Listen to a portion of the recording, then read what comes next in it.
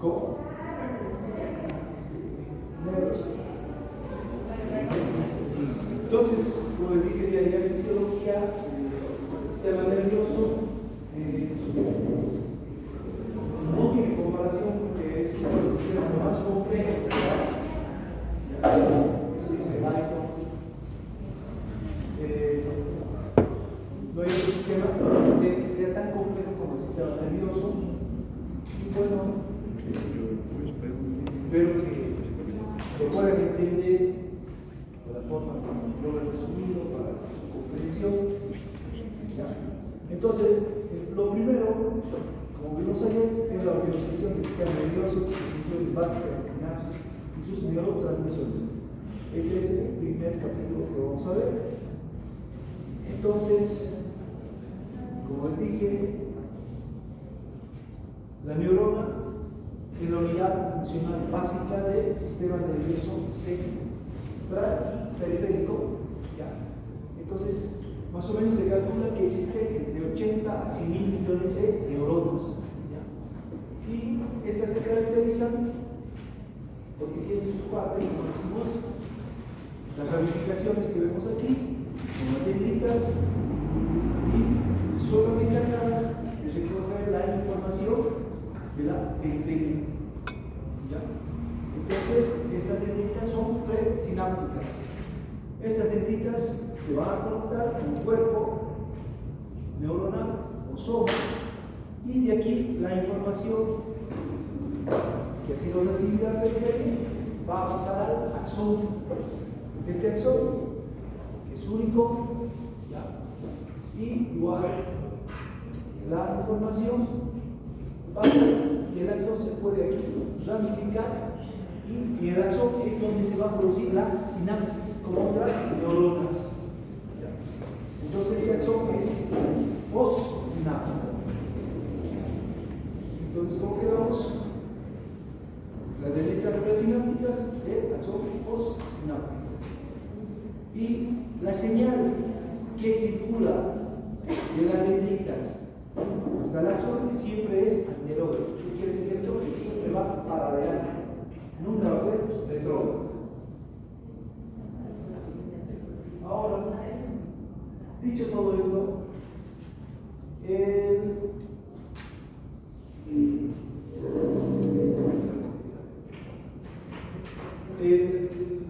sistema nervioso central lo vamos a dividir en dos: una parte sensorial o sensitiva y otra parte motor. La parte sensitiva o sensorial se caracteriza por tener receptores sensitivos. Estos receptores sensitivos, podemos decir, son los receptores visuales de los ojos, los receptores auditivos que están en los oídos, ¿ya? Y los receptores que están en toda la superficie del cuerpo. Entonces, toda esta información sensitiva va a pasar a la médula espinal, y de ahí sigue, como vemos aquí, protuberancia, protuberancia, hasta tálamo y hasta llegar a los centros superiores.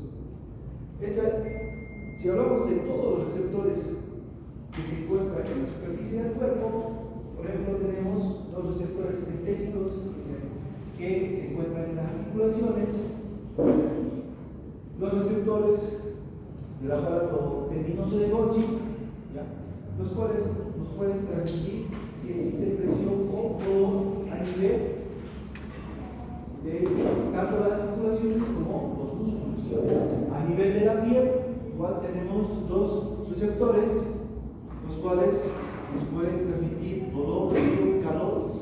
Los receptores que igualmente nos pueden transmitir presión, que son los músculos de Pacini, o de tacto, que son los de Mengele.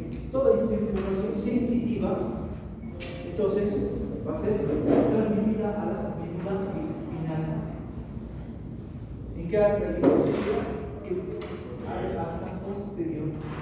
Entonces, toda esta información tiene que llegar hasta los centros superiores, hasta la corteza motor. Aquí la parte ya efectora, o sea, la corteza motora, aquí es donde se realizan las funciones motoras y efectoras.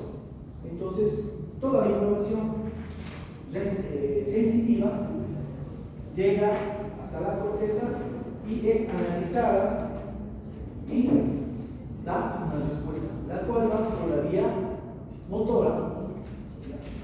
Entonces, esta vía motora tiene funciones motoras y efectoras, las cuales se traducen en controlar diversas actividades corporales, como ser la contracción de los músculos esqueléticos, cual función es llevada por varios centros del área motora, que son, por ejemplo, el área motora de la corteza, igual están en el núcleo caudado, en el tálamo, en el putamen, en la sustancia reticular vulvar. Entonces, todos estos núcleos motores participan en la función motora. Entonces, gracias a esto, va a bajar la vía motora hasta la médula espinal y ya baja por el asta anterior y posteriormente hasta llegar hasta los nervios periféricos. Aquí se va a producir la unión neuromuscular y gracias a los neurotransmisores se va a producir la despolarización de las musculares esqueléticas para que se produzca la contracción muscular. Esta contracción muscular puede ser de dos tipos. Puede ser una respuesta muscular instantánea o automática. Esta respuesta es producida a nivel de la médula y a nivel del bulbo, en los centros inferiores. Aquí se producen movimientos instantáneos, bruscos, poco sutiles. En cambio, si queremos respuestas motoras sutiles, estas se llevan en los centros motores superiores o centrales y nos dan respuestas musculares intencionales complejas. Por ejemplo, embanar una. Esto no lo podríamos hacer con los centros motores inferiores. Aparte, otro papel de las actividades corporales de la parte efectora, motora, es la contracción de los músculos lisos de los órganos internos y la secreción química de las glándulas endocrinas y exócrinas del cuerpo. Todo esto es llevado por el sistema nervioso autónomo, o sea, por la parte simpática y simpática. Entonces, si hago contracción del músculo liso, aquí está involucrado los vasos sanguíneos, la vasoconstricción. Este involucra también el peristatismo de los órganos huecos. Todo esto manejado por la parte motora, que igualmente tienen sus neurotransmisores para que se puedan producir. Igualmente existe secreción de sustancias, como se ve las exócrinas endógenas, la cual también es manejado por el sistema nervioso autónomo. Ahora, todo esto que explicamos, tiene que haber un procesamiento de la información. A ese procesamiento de la información se llama función integrativa del sistema nervioso. ¿Qué quiero decir con esto? Que toda la información sensitiva que llega hasta la corteza tiene que ser analizada y una vez analizada bota una respuesta, la cual es dada por la vía motora. Entonces, este análisis de la parte sensitiva, la parte central, la conocemos como función integrativa del sistema nervioso. O sea, la información sensitiva se analiza en la corteza y da una respuesta motora. Entonces, en la parte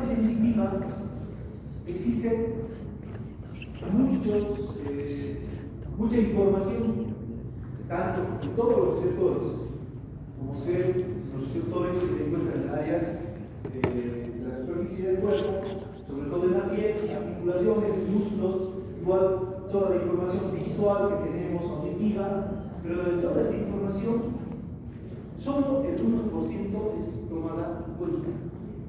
El 99% de información no. ¿Ya? Entonces, el 99% es descartada. ¿Ya? Por ejemplo, usted no tiene,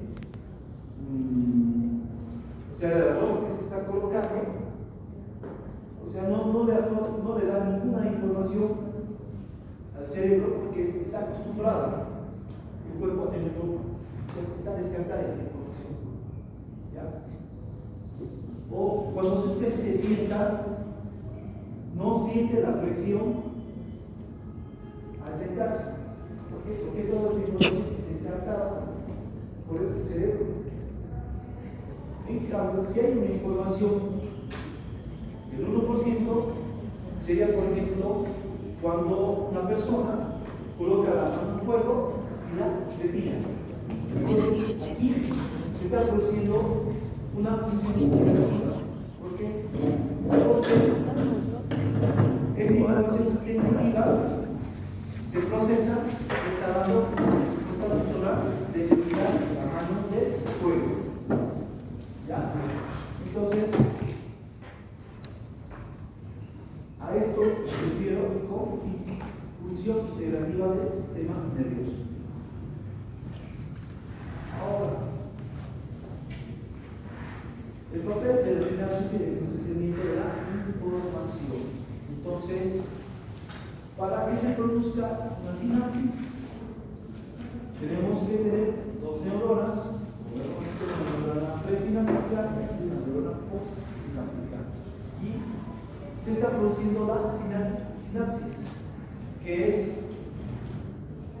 la conexión entre dos neuronas. Aquí tenemos al espacio sináptico.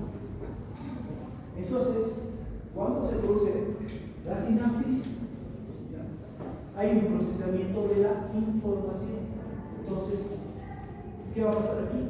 Primero, se van a determinar las direcciones en las que las señales nerviosas se propagan a través del sistema nervioso. Entonces, ¿qué quiero decir con esto? Que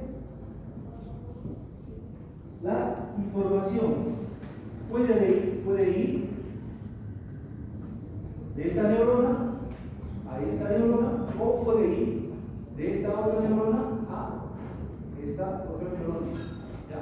Entonces, es por eso que puede tener ambas direcciones. ¿Ya? Ahora, igualmente, otra función es que facilita e inhibe las señales de otras áreas del sistema nervioso. O sea, ¿qué quiere decir esto? Que puede permitir que la señal vaya de esta neurona a esta otra neurona y bloquee esta otra señal, o viceversa, que permita que de esta neurona la información vaya a esta otra neurona y bloquea esta información. O sea, facilita o inhibe las señales en el sistema nervioso. Igualmente, tiene una acción selectiva, a menudo bloqueando las señales débiles mientras permite que pasen las señales fuertes. Entonces, si existe una señal fuerte, solo permite que ésta vaya de una neurona a otra y bloquea las señales débiles. Pero también puede ser que permita que solo las señales débiles vayan de una neurona a otra y bloquee a las señales fuertes. También se puede producir. Por eso dice que tiene una acción selectiva. Y acción selectiva también lo puedo decir cuando facilita e inhibe las señales. Se permite el paso de las señales de una neurona a otra. Ahora, el almacenamiento de la información.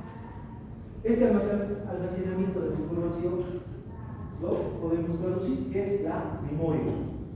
Esto sigue en investigación todavía. ¿Ya? Ustedes ven el libro de Gaito, Después, en los capítulos posteriores, está un poco más complejo, pero yo lo podría decir así, que esta información sensitiva, ¿ya? Entonces, arroja información a la corteza. Entonces, esto me lo puedo decir que es A y B. Entonces, esta información, si pongo aquí B, este B me va a dar una respuesta motora inmediata. Y A me va a dar información a la corteza cerebral, la cual me va a dar una memoria. ¿Ya? Entonces, ¿qué pasa aquí? Por ejemplo, B, pongamos el ejemplo igualmente de la niña. La niña va, entra a la cocina, ve el fuego encendido y acerca la mano y luego la retira. Entonces, esto le llama una respuesta motora inmediata. Y posteriormente, pongamos que hay una fogata y la niña igualmente se acerca. ¿Ya? Entonces, ella se acerca y en ese momento se aleja del fuego.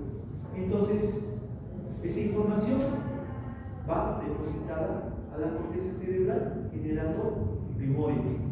¿Ya? Entonces, todo esto se va a traducir en un pensamiento en el futuro. ¿Qué quiere decir esto? Que es la suma de A más B.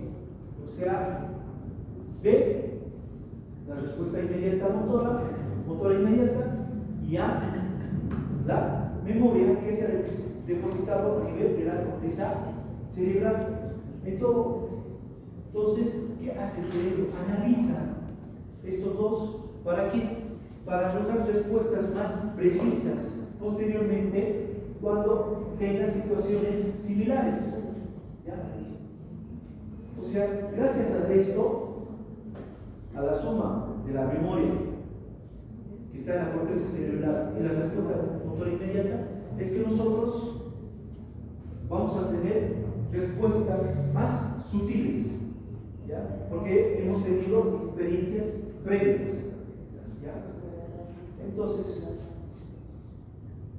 es por eso que la información sensitiva es A y B y va a ser procesada a nivel de la corteza cerebral como respuesta motora inmediata, como memoria. Entonces, ¿qué voy a decir que es la memoria? Que es un proceso sináptico de acumulación de información. Entonces, cada vez que uno está haciendo algo, como leer, escribir, se están produciendo sinapsis. Entonces, hay cúmulo de información, como vemos aquí. Se está produciendo sinapsis y esta sinapsis está pasando a las neuronas constantemente. Entonces, la memoria es un proceso sináptico de acúmulo de información. ¿Ya? Entonces, este proceso de acúmulo de información está produciendo una sinapsis continua, lo voy a llamar función facilitadora. Entonces, todo esto se traduce como una función facilitadora. Ahora, existen varios niveles en la función del sistema nervioso central. ¿Ya? Entonces, tenemos un nivel a nivel de la médula espinal, otro nivel a nivel cerebral inferior o subcortical, o nivel cerebral o cortical superior. Entonces, aquí tengo el nivel espinal, que sería a este nivel. O sea, las funciones de la médula espinal. ¿Cuál sería una de sus funciones? Es el conducto para las señales desde la periferia del cuerpo al cerebro. O sea, ¿qué tipo de información sería esta? Señales desde la periferia del cuerpo al cerebro. ¿Qué tipo de señales serían? ¿Cómo las llamarían? Sí, puede ser aferentes. ¿Qué más? ¿Qué otro nombre? Presinápticas. ¿Qué más? Aferentes, presinápticas, ¿está bien? Sensitivas. Y sensitivas. ¿Sí? Entonces, estas señales son sensitivas. O en dirección opuesta del cerebro de regreso al cuerpo. ¿Qué tipo de señales serían estas? Motores. Eferentes, o sinápticas y motores.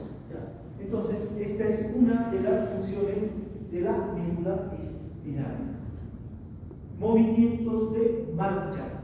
Igual, la médula espinal está involucrada en los movimientos de marcha. Es por eso que si se produce una lesión a nivel de la médula espinal, las personas pueden quedar parapléjicas, dependiendo a qué nivel sea la lesión. Porque la respuesta motora de los centros superiores para que se produzca la contracción de los músculos va a ser interrumpida a nivel de la médula espinal. Por lo tanto, no se van a poder producir los movimientos de marcha.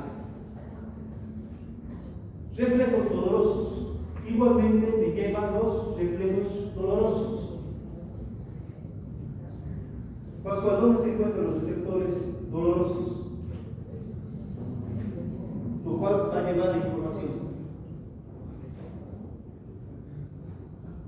¿No?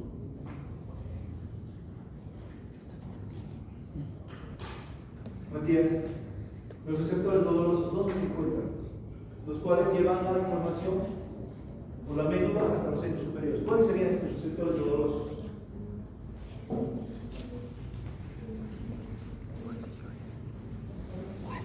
Son sensitivos, ¿no? Entonces serían posteriores. Hasta los centros superiores. O sea, la información va a pasar de la médula, bulbo, protuberancia, tálamo, hasta llegar a la corteza cerebral, donde se realiza el procesamiento de la información para arrojar una respuesta.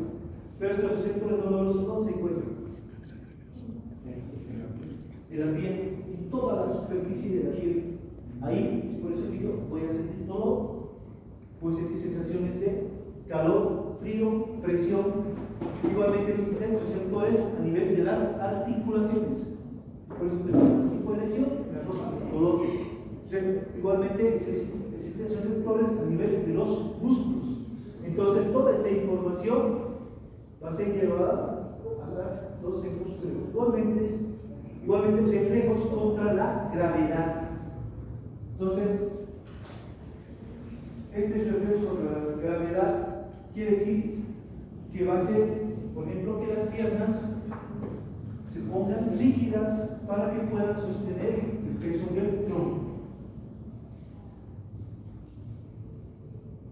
Igualmente, controla los reflejos de movimiento de los vasos sanguíneos, o sea, la vasoconstricción, la vasodilatación, del aparato digestivo, el peristaltismo, igualmente de la excreción urinaria.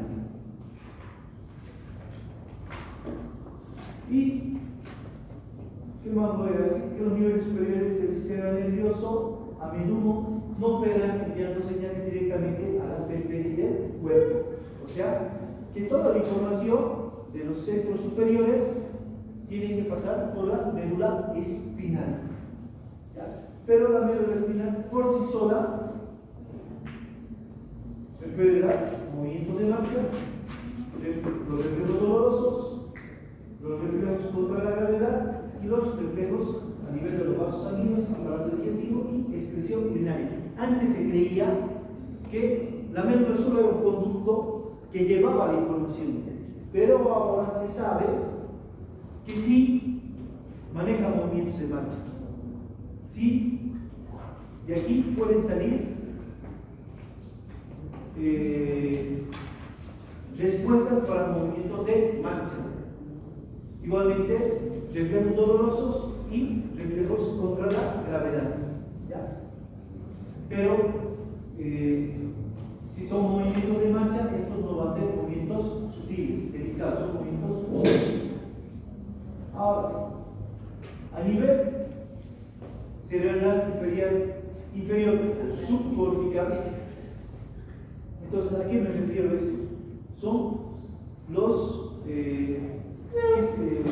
órganos que se encuentran por debajo de la corteza. ¿Cuáles serían estos? Tenemos aquí bulbo, protuberancia, mesencéfalo, cerebelo. Esos serían los centros cerebrales inferiores o subcorticales.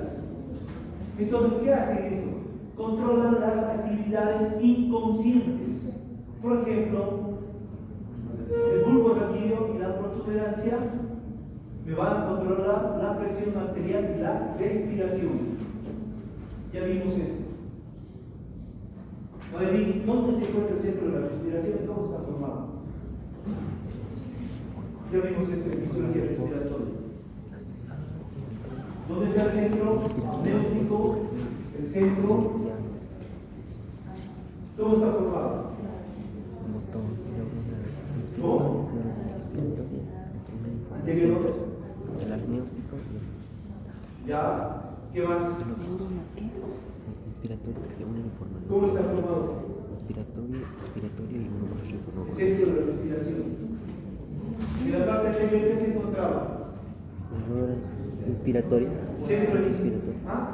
Las neuronas de la inspiración. ¿Y la parte ventral? ¿Pero dorsal? De la respiración.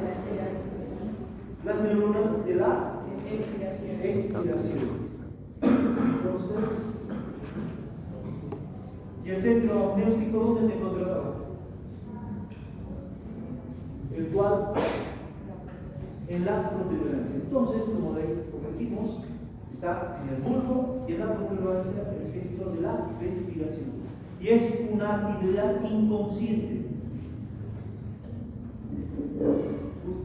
Entonces, usted no le puede decir que respire 30 veces por minuto.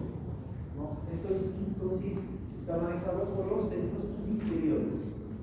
Igualmente, la presión arterial que se encuentra en el centro cardioacelerador. Igualmente, el bulbo raquídeo, en la sustancia reticular, la protuberancia, el mesencéfalo y el cerebelo manejan el equilibrio. Entonces, todos estos centros son encargados de manejar el equilibrio. Es por eso que cualquier lesión a este nivel, va a producir trastornos en la marcha.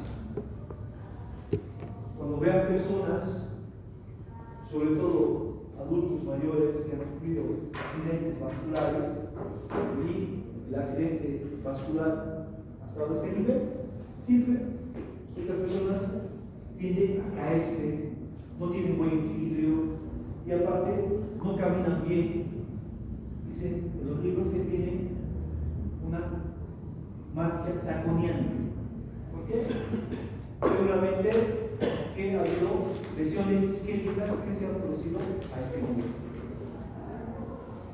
Igualmente, el bulbo raquídeo, la protuberancia, la amígdala, el hipotálamo, el tálamo y el cerebelo, todos los ganglios basales, manejan la salivación y el humedecimiento de los labios, ¿ya? Que es un reflejo digestivo, ¿ya? Que es manejado igualmente por el nivel inferior o subcortical. Igualmente, maneja patrones emocionales. Aquí igual se maneja la ira, la excitación, igual están dadas las respuestas sexuales, la reacción al dolor y la placer. Al nivel cerebral o cortical superior, o sea, me refiero a la corteza. Entonces, ya vimos todo lo que hace a nivel subcortical y a nivel de la médula espinal. Entonces, ya ahí se pregunta, ¿qué le queda hacer a la corteza? Entonces, la corteza es la encargada de hacer las actividades conscientes. ¿Ya? Todo eso es manejado por la corteza. Entonces, como es un enorme almacén de recuerdos, que esto está dado por la memoria, como ya vimos. Aquí se lleva a cabo el procesamiento de la información sensitiva, que solo se procesa el 1%. Entonces, gracias a este almacén de recuerdos, que es la memoria, se va a controlar el nivel subcortical y el nivel medular, gracias a la corteza o nivel cerebral superior. Ahora, ¿qué pasaría si yo anulo a la corteza? O sea, la corteza no funciona. Entonces lo que pasa es que las funciones de los centros inferiores van a ser imprecisas. No va a haber buenos movimientos de marcha, igual no vas a saber analizar correctamente los estímulos dolorosos.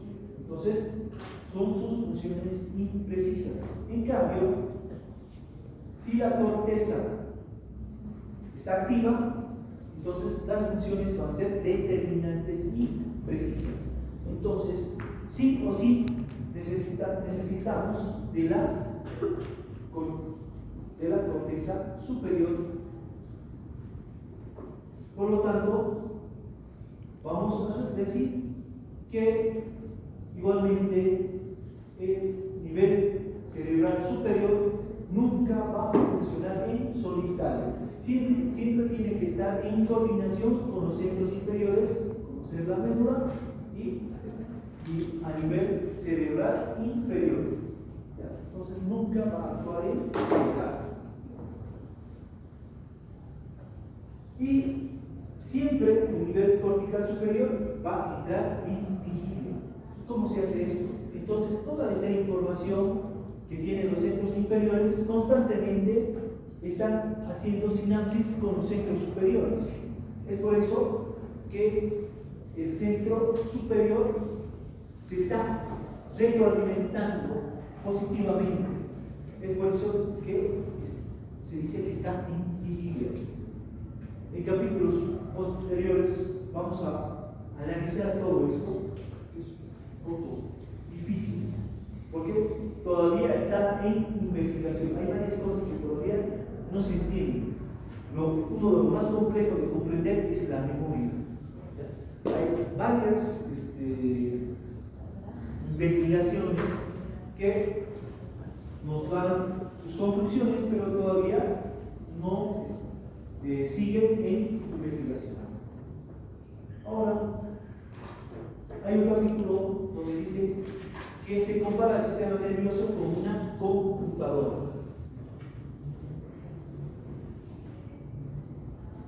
Entonces, como sabemos, la computadora tiene circuitos de entrada, donde usted le puede arrojar un problema. Este circuito de entrada, ¿con qué correspondería al sistema nervioso? ¿Con qué parte? ¿Con? La vía sensitiva o presináptica. Entonces, los circuitos de entrada de la computadora corresponderían a esto. Igualmente, toda la información a la computadora va a llegar para que se produzca un procesamiento de la información y me arroje una respuesta. Esta respuesta, tiene igualmente una vía de salida. Esta vía de salida correspondería a la parte motora. ¿Ya? Entonces, ¿dónde va a haber una respuesta? Entonces, ¿qué voy a decir? En resumen, que reúne información sensitiva sin parar. Como sabemos, las sinapsis son constantes, están generando memoria y la utiliza con la ya almacenada para calcular el curso diario de las actividades del organismo. Entonces, en resumen sería esto, por lo que es comparado con una computadora. Entonces, nos quedaremos aquí. Vayan a repasar